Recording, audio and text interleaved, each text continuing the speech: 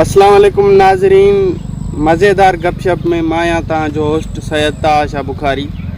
जीअं त असां तव्हांखे हर एपिसोड में तव्हांखे हिकु नई शख़्सियत सां मिलाईंदा आहियूं। अॼु बि असां तव्हांजे लाइ हिकु अज़ीम शख़्सियत खे प्रोग्राम में घुरायो आहे, जेको हिकु प्रोफेसर आहे, PhD डिग्री करे आयो आहे, जंहिंजो नालो आहे प्रोफेसर हरबू। साईं, मां त हैरत समुंड में गुम आहियां, साईं खे प्रोफेसर अलाए कंहिं कयो। सो बि तव्हां हैरान कुन परेशान थी वेंदव। सिंध यूनिवर्सिटी जो प्रोफेसर बाबा, हिन ते थोरो साईं जन ते फोकस कंदा। साईं बाबा, असां तव्हां खां कुझु सुवाल पुछंदासीं जिन जा तव्हां नाज़रीन खे ऐं हाज़रीन खे हिते तव्हां जवाब ॾियो। साईं, तव्हांजी तालीम केतिरी आहे? LLMP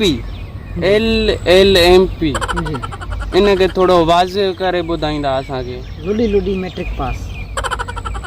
वञ भेणा, हे साईं चए थो LLP मुंहिंजी तालीम थियल आहे, माना लुडी मैट्रिक पास जी।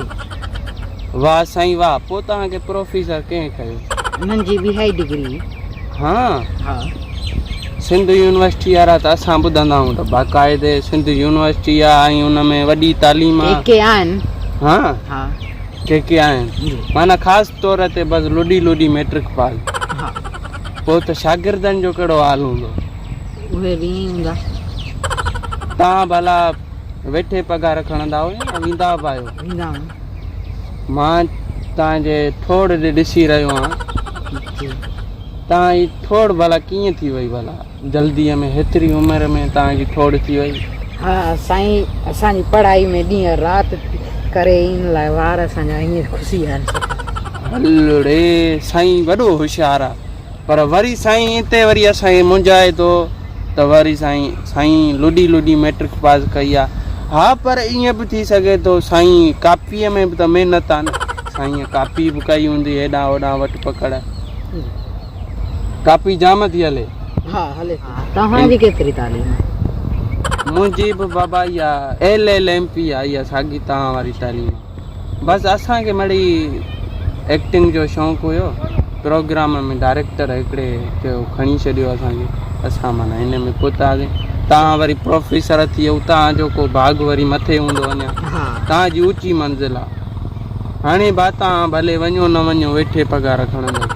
कलाक हिकु क्लास में असां बि वात वेठा था हणूं, छोकिरा सम्झनि ई कोन था टके जो बि न। हा साईं जन ॿुधाइनि था पिया, साईं प्रोफेसर हरबू साहब ॿुधाइनि पिया था त तालीम माना पाकिस्तान में घटि थी वई आहे, ख़ासि करे सिंध में तालीम घटि थी वई आहे। कापी आम जाम लॻी पई आहे, शागिर्द रेज़न थी विया आहिनि ऐं कापी आम जाम। पर इहा हींअर जी ॻाल्हि न आहे, पहिरें खां वठी ईअं हलंदो पियो थो अचे। हा, पुराणी ॻाल्हि आहे। पुराणी ॻाल्हि आहे, ख़ासि करे ॻोठनि जे स्कूलनि में। हा, इहा ॻाल्हि हक़ीक़त आहे, तालीम घटि थी वई आहे। उस्ताद पाण था कापी पहुचाइनि। इहो बेशक आहे, बरक। तव्हांखे मैट्रिक कंहिं पढ़ाई? Class teacher? साईं असांजो प्रोफेसर हरबू साहब असांजो क्लास टीचर आहे, सैयद हुयो, साईं नज़ीर शाह नालो हुयसि। तमामु बहितरीनु उस्ताद हुयो, असांखे ॾाढी कापी कराई। कापी कराई? हा, ॾाढी कापी कराई, सपोर्ट वॾो कयईं असांखे। अच्छा, सपोर्ट बाक़ाइदे असांखे कयईं। भला बो ॾींदा हुअसि माखी? असां ॿई शयूं ॾिनियूंसीं। वरंदो मखण फ्रीअ में वठी वियो। हा, वॾो असांखे फुरियईं, पर वरी कापीअ चवंदो हुयो पर कराईंदो कोन हुयो। कोन कराई कोन, माना बो वठी वञे, मखण वठी वञे, माखी वठी वञे। असां वेठा जीअं पेपर अचनि इंतज़ार में वेठा हुजूं, ऐं साईं जो लब न जुड़, साईं टुटी न वठे। मोकल असांखे धके हो बाबा।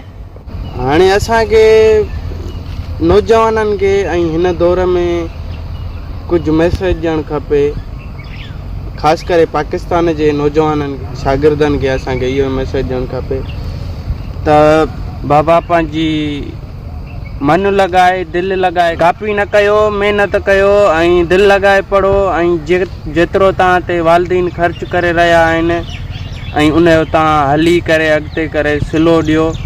यूनिवर्सिटीअ में उतां खे मोकिलीनि था त तव्हां कुझु उतां पिराए कुझु बणिजी निकिरो। असांजो इहो ई अॼोको मैसेज हुयो तालीम जे बारे में। नई एपिसोड में तव्हां सां मिलंदासीं, हाज़िर थींदासीं हिकु नई शख़्सियत सां गॾु। तेसीं ताईं असांखे इजाज़त ॾींदा। अल्लाह हाफ़िज़।